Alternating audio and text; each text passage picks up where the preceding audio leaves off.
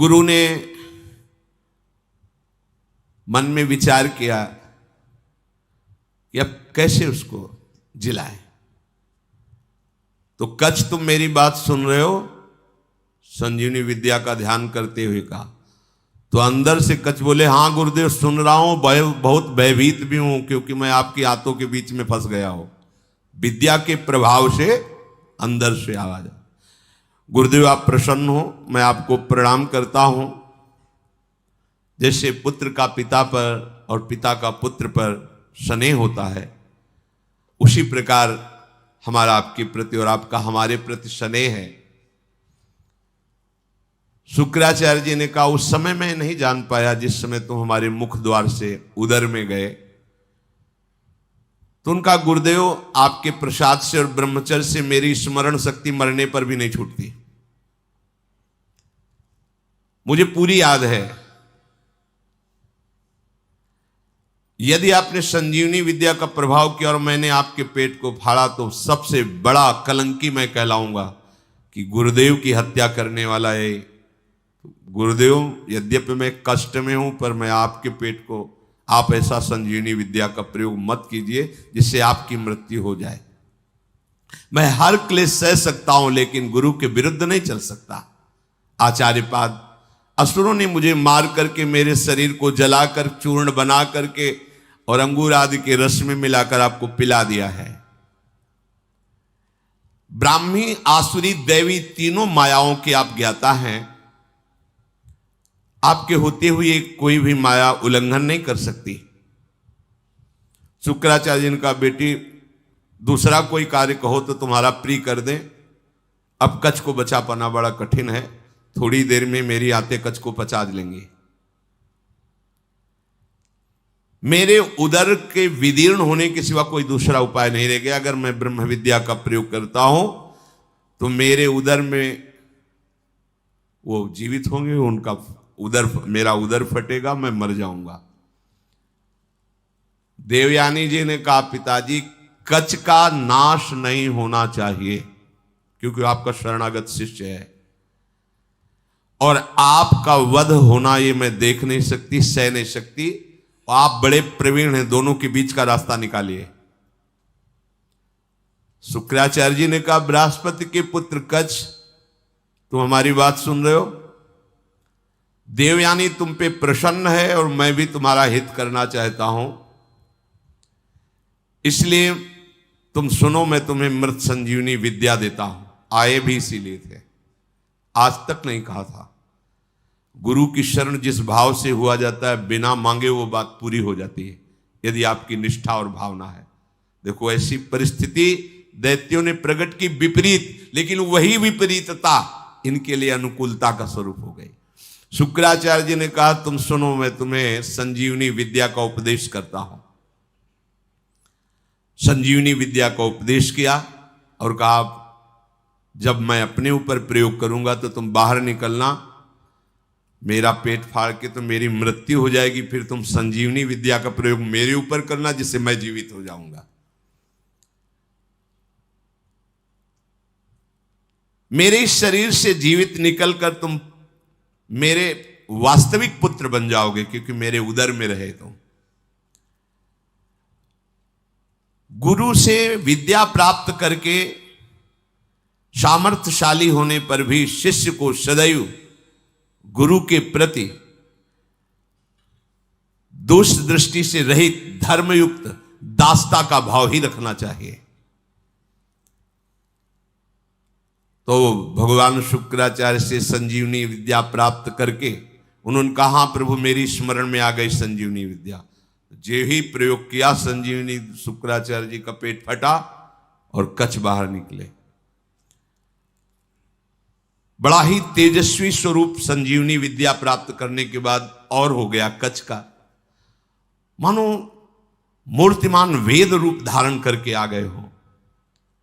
शुक्राचार्य गुरुदेव को भूमि में मृत पड़ा देख करके उन्होंने अपनी गुरु विद्या संजीवनी का प्रयोग किया। जे ही प्रयोग किया, ते ही उठ खड़े हुए भगवान शुक्राचार्य, साष्टांग प्रणाम किया। गुरुदेव, मैं विद्या से शून्य था, उस दशा में आपने मेरा पालन पोषण किया और अत्यंत दुर्लभ मृत संजीवनी विद्या दी, जो अमृत धारा है। कोई भी महात्मा ऐसा कैसे हो सकता है कि अपने ऐसे उपकार करने वाले गुरुदेव को कभी भी दुखी कर सके। आप ही मेरे मां हो, आप ही मेरे पिता हो। हे गुरुदेव, हम जिस कार्य के लिए आए थे वो कार्य पूर्ण हुआ, पर मैं सदैव आपका हूं, आपका दास हूं। जब जैसी आज्ञा आप हमें जरूर दीजिएगा। गुरु की कृपा के बिना कोई भी विद्या सिद्ध नहीं होती। जो गुरुदेव से विद्या प्राप्त करके गुरुदेव की अवहेलना कर देता है, उसे प्रतिष्ठा रहित पाप पूर्ण नरकों की प्राप्ति होती है। कोई भी मंद बुद्धि अज्ञान से युक्त होकर के कभी यदि अपने गुरुदेव का अपमान कर दे तो धर्म भ्रष्ट हो जाएगा, उसे ब्रह्म हत्या का पाप लगता है। इस लोक परलोक में दोनों में उसकी निंदा होती है। तपस्या की निधियों की निधि अप्रमेय शक्तिशाली महानुभाव शुक्राचार्य जी ऐसी बात सुनकर बहुत प्रसन्न हुए, गुरु निष्ठा देख करके। कच्छ ने देवताओं का कार्य सिद्ध कर दिया, संजीवनी विद्या उन्हें प्राप्त हो गई, पर वो 1000 वर्ष पूरा करने के लिए अपने गुरु की सेवा में रहे। फिर प्रणाम किया और कहा, अब मुझे अपने घर जाने की अनुमति दीजिए। जब कच्छ का व्रत पूरा हो गया, गुरु ने उनको जाने की आज्ञा की, तो देवयानी ने कहा, हमारी सेवा में रहे हो, मेरी आज्ञा के बिना कैसे जा सकते हो? आप उत्तम कुल विद्या तपस्या इंद्रिय संयम से सुशोभित हो रहे हो। महायशस्वी महर्षि अंगिरा जिस प्रकार मेरे पिताजी के लिए माननीय है, उसी प्रकार आपके पिता बृहस्पति मेरे लिए आदरणीय और पूजनीय है। तपोधन, अब मैं जो बात कर रही हूं उस पर ध्यान दीजिए। आपका ब्रह्मचर्य व्रत 1000 वर्ष का था, समाप्त हुआ, और मैंने आपको अंदर से वर्ण किया है कि तुम हमारे पाणी ग्रहण भाव को स्वीकार करके पति बनो। मंत्रोच्चारण पूर्वक विधि पूर्वक मेरे पिता के सामने मेरा पाणी ग्रहण करो। मैंने अंदर से ये भाव किया है। कच्छ ने कहा, अब दोबारा ऐसा शब्द उच्चारण मत कर देना। देवयानी, तुम्हारे पिता भगवान शुक्राचार्य मेरे भी पिता हैं, क्योंकि मैं उनके उदर में रह चुका हूं। क्या कभी भाई अपने बहन के प्रति ऐसा भाव कर सकता है? तुम हमारी परम पूजनीय हो, ऐसे शब्द उच्चारण मत करना। वैसे गुरुपुत्री हो, और ऐसे भी मैं शुक्राचार्य के उदर में रह चुका हूं। महात्मा भार्गव को तुम प्राणों से भी अधिक प्यारी हो। गुरुपुत्री होने के कारण मेरी परम पूजनीय बहन हो तुम। ऐसे शब्द उच्चारण मत करो। देवयानी, जैसे मेरे गुरुदेव तुम्हारे पिता शुक्राचार्य सदा मेरे माननीय है, बिल्कुल उसी तरह मैं गुरुदेव की तरह तुम्हारा सम्मान करता हूं, तुम्हारी आज्ञा में रहा हूं। ऐसी बात मैं सुनना भी नहीं चाहता। देवयानी ने कहा, मैं आपका सम्मान करती हूं, आपकी भावना का, लेकिन जब से आप आए हैं और आज तक मैंने आपकी प्राणों की रक्षा की। मेरे ही कारण आप जीवित हो, मेरे ही कारण तुम्हें संजीवनी विद्या मिली। मैं हठ ना करती तो तुम हमारे पिता के हाथों में ही पच जाते। इसलिए तुम्हारा जीवन मेरा दिया हुआ जीवन है। इसलिए सौहार्द के साथ मैं कहती हूं कि मैं उत्तम भक्ति के द्वारा तुम्हारी आराधना करूंगी। तुम धर्म के ज्ञाता हो, मेरे प्रति ऐसा भाव त्याग दो और मेरा पाणी ग्रहण स्वीकार करो। कच्छ ने कहा, उत्तम व्रत का आचरण करने वाली देवयानी, मैं तुम्हारी इस आज्ञा का कदापि पालन नहीं कर सकता। तुम्हें प्रसन्न होना चाहिए मेरे ऊपर। मैं तुम्हें गुरु से भी बढ़कर पूज्य दृष्टि से सदैव देखा हूं। मेरे हृदय में कभी तुम्हारे प्रति ऐसा भाव नहीं आया। मैं तुम्हारी ये बात नहीं सुन सकता। तुम मेरी बहन थी, बहन हो और बहन ही रहोगी, ये मेरा दृढ़ निश्चय है। अब मैं तुम्हारा आशीर्वाद चाहता हूं, मुझे आशीर्वाद दो और मैं अपने देवलोक को जाता हूं, तुम्हारा मंगल हो। ऐसा कहकर के प्रणाम किया कच्छ ने।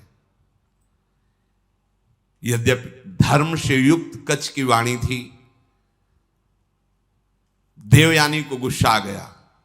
उनका हमारी बात को ठुकरा रहे हो तो मैं शाप देती हूं, जिस कार्य के लिए तुमने कठोर तपस्या की, यहां आए, संजीवनी विद्या सीखी, तुम्हारी संजीवनी विद्या निष्फल हो जाए। यह है, मिलते मिलते भी बात बिगड़ जाती, लेकिन हरि शरणम में बात नहीं बिगड़ती। ध्यान रखना, निमिषहु ना अकृपा जब चितये तब ऐसे।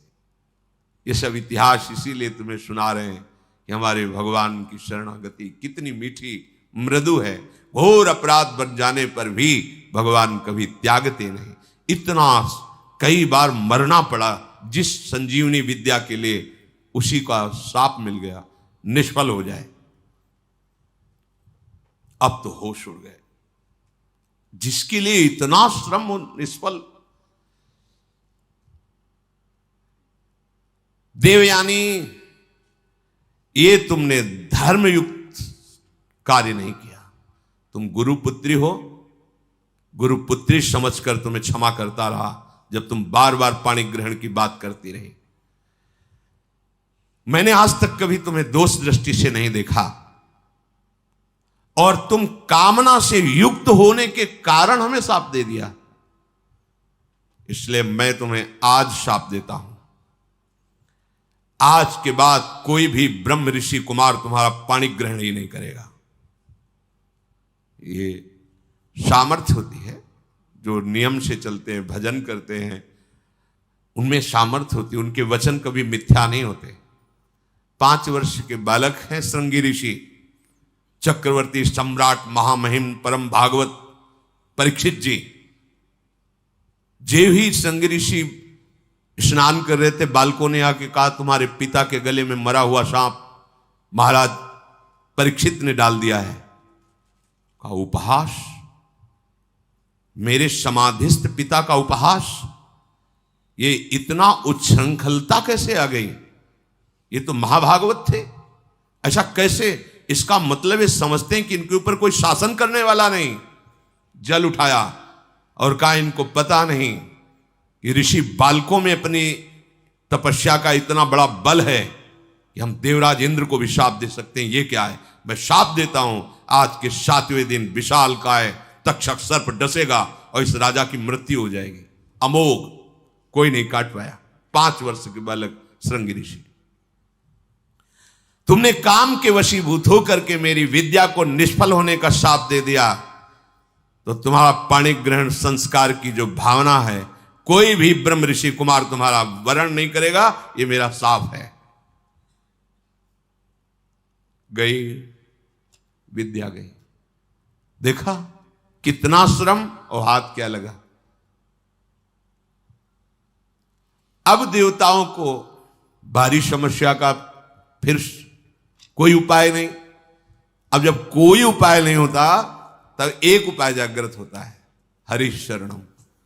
सब देवताओं ने भगवान को पुकारा, क्योंकि दैत्य बल से भी आसुरी स्वभाव में, और गुरु का इतना बड़ा प्रताप, संजीवनी विद्या संपन्न गुरु, कोई उपाय नहीं कि बचने का। प्रार्थना ब्रह्मा जी से की। ब्रह्मा जी, भगवान शंकर, शव देवता, सुमेरु पर्वत जो 4 लाख योजन का है, वहां एकत्रित हुए और भगवान की सबने प्रार्थना की, स्तुति की। जो स्तुति की, श्री भगवान सामने प्रकट हो गए। आर्त भाव की हुई स्तुति तत्काल अनुभव कराती कि भगवान हमारी बात सुन रहे हैं। वो भाव आना कठिन होता है। अगर वो भाव आ जाए तो पुकारते ही भगवान आपको दिखाई देंगे। उसे आर्त भाव कहते हैं। जैसे गजेंद्र ने आर्त भाव में पुकारा, द्रौपदी जी ने आर्त भाव, एक क्षण भी नहीं लगा भगवान उपस्थित हो। ऐसे समस्त देवता भगवान ब्रह्मा शंकर आदि ने जब आर्त भाव से भगवान को पुकारा कि एकमात्र भगवान श्री हरि ही अब हमारी रक्षा कर सकते हैं, वही उपाय कर सकते हैं। जे भी भगवान श्री हरि सुमेरु पर्वत पर प्रकट हुए, समस्त देवता ब्रह्मा जी भगवान शंकर ने देखा कि जैसे करोड़ों सूर्य एक साथ उदय हो गए हो, ऐसी आभा प्रकट हुई।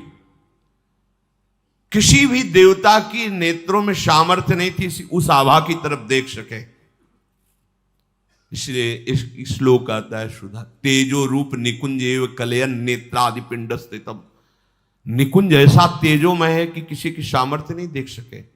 जब लाडली जी की सखियों की कृपा होती, जो आचार्य रूप से आई, वो जब दिव्य नेत्र देते तब निकुंज को करोड़ों सूर्य एक साथ जैसे प्रकट हो गए, ऐसी कांति प्रकट हुई। सबकी आंखें चौंधे आ गईं, सब बेशुद्ध हो रहे हैं। भगवान ब्रह्मा शंकर आदि सावधान होकर के सुंदर झांकी की। उस तेज के बीच में मरकतमणि पन्ने के समान स्वच्छ श्यामल शरीर, जैसे कमल के भीतरी भाग के समान सुकुमार नेत्र, लाल लाल डोरियां, चमकता हुआ करोड़ों बिजलियों की कांति वाला पीतांबर, सर्वांग सुंदर श्याम शरीर, रोम रोम से सुंदरता फूट पड़ रही है। धनुष के समान टेढ़ी भौहें, बड़ा सुंदर मुख, महामणिमय किरीट, भुजाओं में बाजूबंद, कानों में झलकते हुए कुंडलों की चमक, कपोल सुंदर खिले हुए, करधनी में लड़ियां, हाथों में कंगन, गले में चरणों तक माला। भगवान श्री हरि प्रकट हुए। जे ही भगवान प्रकट हुए तो भगवान के दिव्य पार्षद आसपास सब सेवा में उपस्थित, सुदर्शन चक्र आदि मूर्तिमान पार्षद रूप होकर सेवा में रहते हैं। जब आदेश होता है तो अस्त्र रूप धारण करके फिर लीला करते हैं, जैसा आदेश भगवान का होता है। समस्त देवताओं ने साष्टांग पृथ्वी पर लौट करके भगवान श्री हरि को प्रणाम किया और सबने भगवान की स्तुति की। अजात जन्म स्थिति संयमाया गुणाए, निर्वाण सुखार्णवाये, अणुरणिम्ने परिगण्य धाम्ने, महानुभावाय नमो नमस्ते। संपूर्ण सृष्टि का प्रादुर्भाव, स्थिति और प्रलय ये आपसे ही होती है, पर आप इससे संबंध नहीं रखते। होती आपसे ही है पर आप इससे संबंध नहीं रखते। जैसे चुंबक के आकर्षण से लोहा जो जड़ है वो चलायमान होता है, पर चुंबक की कोई इच्छा नहीं होती, उसका स्वाभाविक ऐसा आकर्षण है कि उसमें हलचल पैदा हो जाती है। ऐसे ही श्री भगवान की सामर्थ्य से